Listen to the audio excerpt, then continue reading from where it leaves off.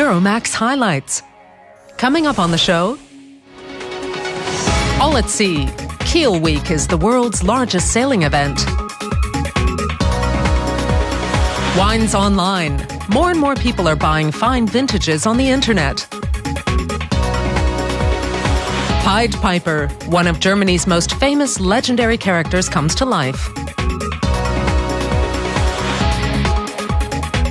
Euromaxx highlights. And here's your host, Karin Helmstedt. Greetings from Berlin and welcome to our Highlights edition. Well, as a conceptual artist, Germany's H.A. Schuld maintains he has to say things very loudly for them to have any long-term effect. Now, this means making headlines and sparking controversies, something he's done with great success for many years.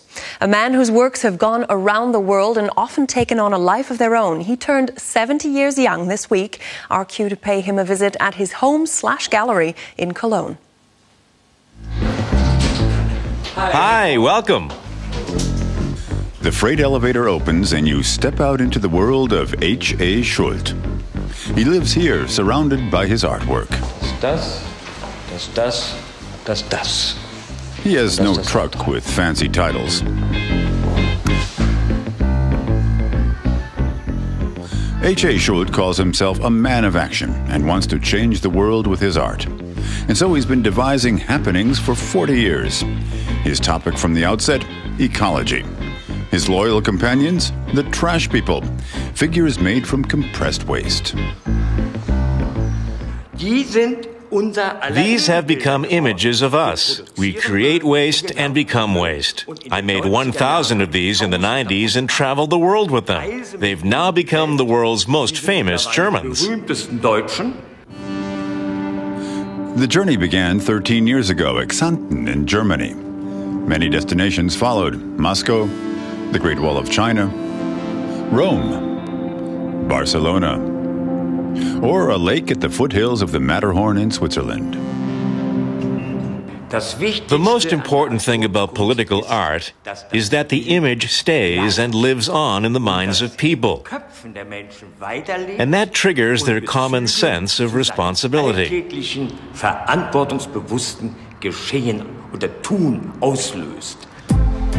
the 1960s, he studied painting at the Düsseldorf Arts Academy, but quickly decided to become an action artist. He stood out from the crowd. In 1976, he swamped St. Mark's Square in Venice with tons of newspaper during the Biennale Art Festival. He's provoked a lot of discussion with bizarre performances that often revolved around the topic cars and traffic.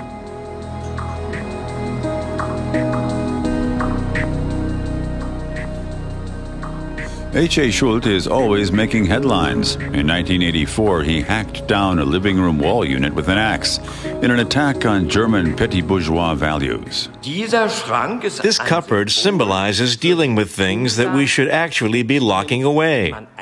The German living room cupboard is almost as passé as the hunting trophy, but you still find it now and then. I don't want to be finding fault with everyone. His action, Love Letters Building, in 2001 was more poetic. He covered an entire building in Berlin with thousands of love letters. He had asked all Germans to send him love letters. He got 100,000 of them. Messages of love to boyfriends, gardens, trees, or pet dogs. The response took him by surprise. Germans are, this is also the opinion of my New York friends, deeply romantic even at the garbage dump. His happenings are managed by his muse, Elke Koske, for a long time his wife, but today she's just his manager and friend. Both of them are old hands when it comes to finding sponsors. Happenings need a lot of money, that's why I never have any. The man of action, H.A. Schuld, has no time to celebrate his 70th birthday party. He has to travel to the Antarctic with his trash people. But after that, the installation looks set to get a permanent home. All his artwork is to be housed in a museum planned for the northern German town of Parchim, the artist's birthplace. Certainly knows how to make good use of bad rubbish. Well, to the German city of Kiel now, where nautical fans gathered for the world's largest sailing regatta. The Kiel Week takes place every summer and since the late 19th century has attracted sailors and enthusiasts from all over the globe. Now this year, some 4,500 sailors were manning the vessels, many of whom sail at an Olympic level, but passionate amateurs also have their place. And we caught up with one crew who wouldn't have missed it for the world. Boats as far as the eye can see, and of every conceivable age, shape and size. During the Kiel Week, sailing enthusiasts flock to the northern German city on the Baltic to take part in or watch the regattas.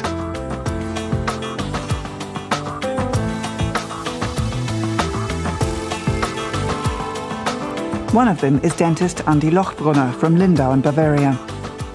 With his yacht Resolute and his 7-strong team, he's been training for the occasion for months. Andi Lochbrunner has been competing here in Kiel for 20 years. This is also where he moors his boat, but he's never won a regatta here. We've made it our aim to get a good midfield position. We know that our boat is not up to competing with the pack leaders. There are racing yachts that we just can't keep up with. The Resolute cost €200,000 and is somewhere between a sports boat and a leisure vessel. During the Kiel Week, the crew lives on board the yacht. That's part of the fun for true sailors. And what really counts here on board, or when we're sailing, is the camaraderie and friendship. Then you don't mind the body contact or living in such cramped conditions that you might have to clamber over someone to get out of here. Many of the Kiel Week regattas are very competitive. The organisers want to give amateur sailors something to aspire to. Most of last year's Olympic yachtsmen are here this year. Only 3 aren't here. Experiencing these Olympic sailors live and having the chance to shake hands with them or to speak with them for a moment, that's what makes this Kiel Week special. The crew from Bavaria are due to take part in a 4 nautical mile regatta. First, they have to study the weather forecast. So it's time to switch off the motor and set sail. Now the appeal of the Kiel Week becomes apparent.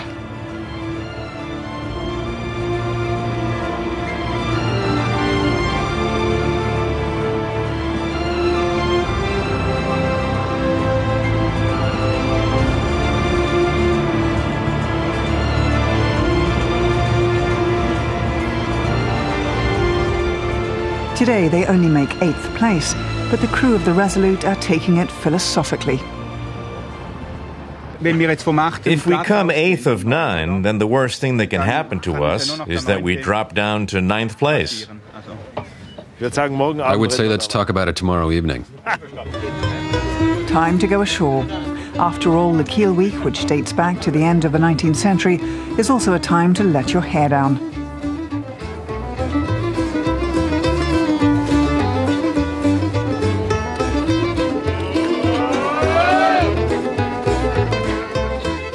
And that's another reason that Captain Lochbrunner and his crew are not so worried about winning. The important thing is just taking part. Over the last decade or so, top wines have increasingly been sold over the internet. Now, this hasn't made them any cheaper, though. If anything, it's driven prices up, and this despite greater risk because you can't even taste the wines in advance. Well, from armchair wine lovers to great auction houses like Sotheby's or Christie's, there's a wine for every occasion on specialist sites. Euromaxx did some surfing.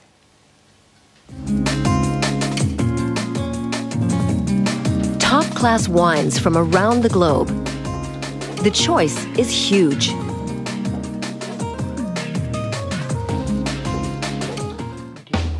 Chiboumy No Cabernet, for example, is a fine US wine. Wolfgang Frank bought a case for €700 in an internet auction without having sampled it beforehand. I'm quite tense. I went to a lot of trouble to get hold of it. This is the moment of truth. I'm a bit happier once I've seen the cork and it doesn't smell corked. It's a good sign that the bottle's okay. The management consultant has been bidding for wine at auctions for the past 15 years. 4 years ago, he started doing this exclusively over the internet. Internet auctions are also an attractive prospect for wine dealers. Stefan Sedelmeier from the Munich Wine Company is increasingly putting his most exclusive wines up for sale on the web. The auctions are cheaper and can therefore be held more often. He wants to offer a magnum of Mouton Rothschild Vintage 1966 online. But first of all, he has to assess its value. For this, the sommelier draws on his long experience, but also refers to the internet. Prestigious wines such as Bordeaux or big-name Burgundies can no longer be valued these days without the internet. They're traded in the US, a lot in Asia, in Russia, as well as here in Europe, of course.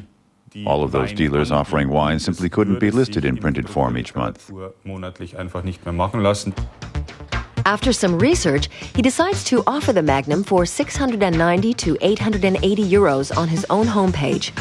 Stefan Sedelmeier's firm only uses eBay to source future customers. But before it can go online, he needs a photo of the bottle. Then he'll just have to wait to see what bids come in.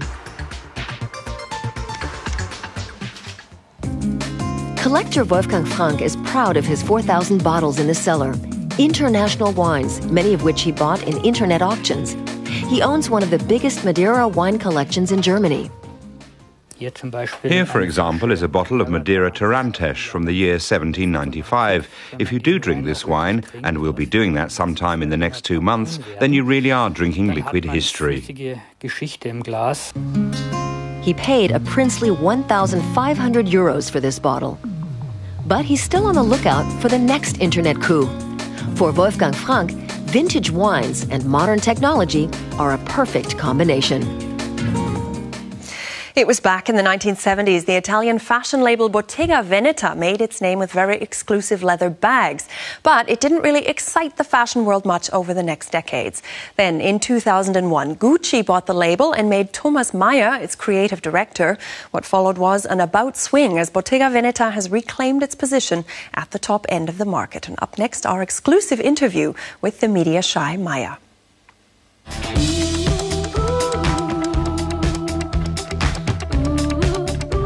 A mix of extravagance, streetwear, and classic tailoring at the Bottega Veneta show.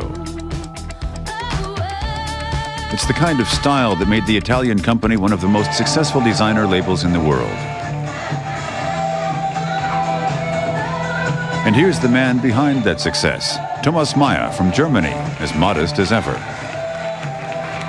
I think somebody looks good when they feel good. You know, when they feel confident with themselves, then they come over good. And I think at the end of the day, you're not dressing for anybody else, you're dressing for yourself. I mean, you have to feel the clothes and you have to feel good in the clothes. You don't do it for somebody else, because if you look good, you'll look good to everybody else. After the show, everyone wants to congratulate Thomas Mayer. He left Germany 30 years ago and now lives in Florida's Palm Beach. There's plenty of inspiration there for beach fashions. But there's no beating the luxury leather bag. After all, Bottega Veneta made a name for itself in the 1970s as a handbag label. Economic crisis threatened the company with bankruptcy in 2001 until Thomas Mayer came on board to rescue the sinking ship.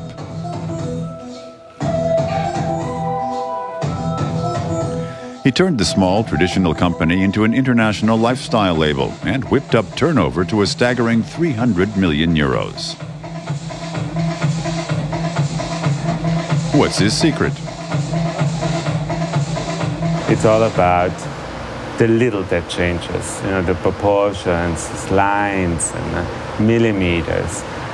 And the fabric obviously helps you an awful lot.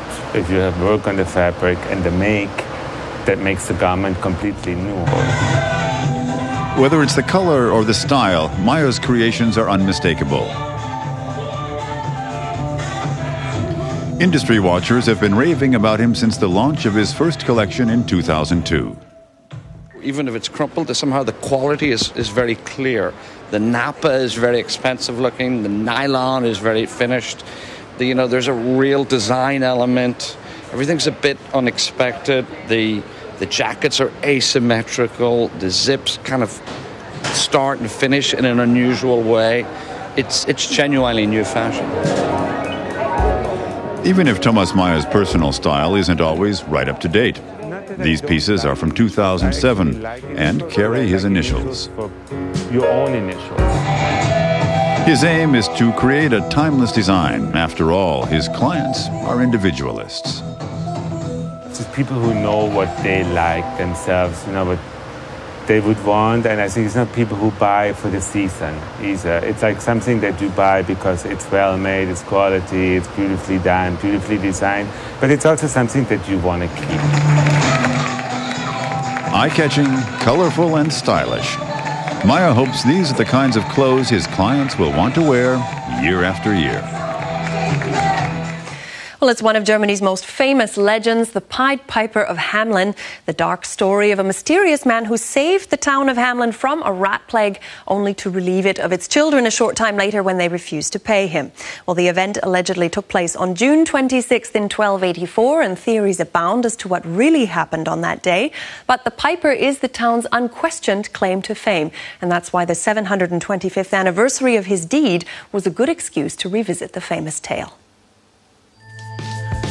To this day, the tale of the Pied Piper who suddenly appeared in the town of Hamelin remains shrouded in mystery. The stranger is said to have worn colorful clothes and a feather in his hat.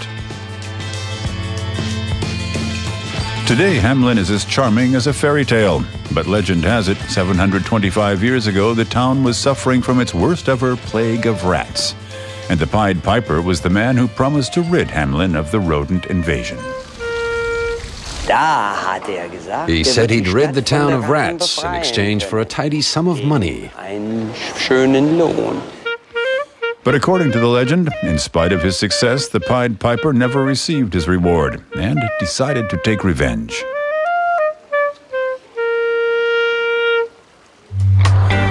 This year, the town of Hamelin in Lower Saxony is celebrating the 725th anniversary of its Pied Piper. References to the man who made the town world famous can be seen everywhere. As an old inscription shows, the Pied Piper is said to have returned in 1284 and lured the children of Hamelin away with his music. Legend has it, 130 children disappeared that day. To mark the anniversary, the town is reliving this historical event with a weekly performance of the musical Rats.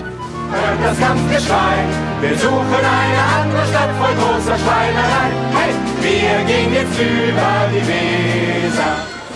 This year, Hamelin is once again infested with rats, but they've long become the town's emblem.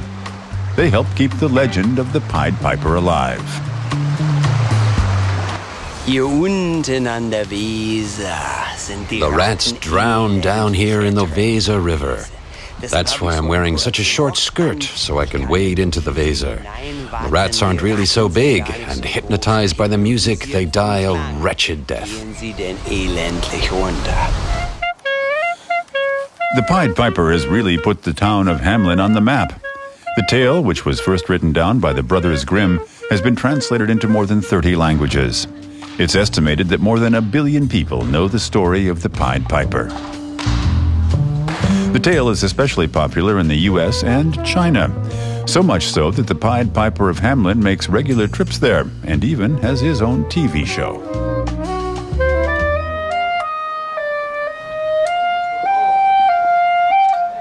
This year, some 500,000 tourists are expected to visit Hamelin. The Jubilee's slogan is Secrets, Magic, and Enchantment, and many magical events have been planned, like this tour led by an actor who tells scary stories. People avoid me. They say I spout crazy talk about rats, about dancing and playing the pipe, and they're wary of me because I'm said to be nasty to children. An exhibition delves deeper into the dark side of the story, the plague, the rat infestation, and the puzzling abduction of the children. For some guests, there's no escaping the scariness. A few of the town's hotels have redecorated their rooms for the anniversary. Strange things are said to happen in this magical hotel room.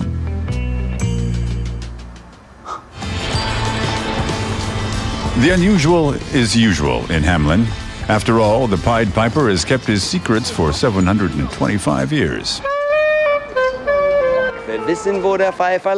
We know where the piper went, know the day and the time, but why he left Hamelin and what happened to the children remains a mystery. A mystery which has lost none of its fascination 725 years on. And don't forget, you can find some of our highlights on YouTube if you'd like to review any of those reports. And that brings us to the end of this edition of our Euromaxx highlights. Hope you enjoyed it. And until we meet again, take care and bye-bye.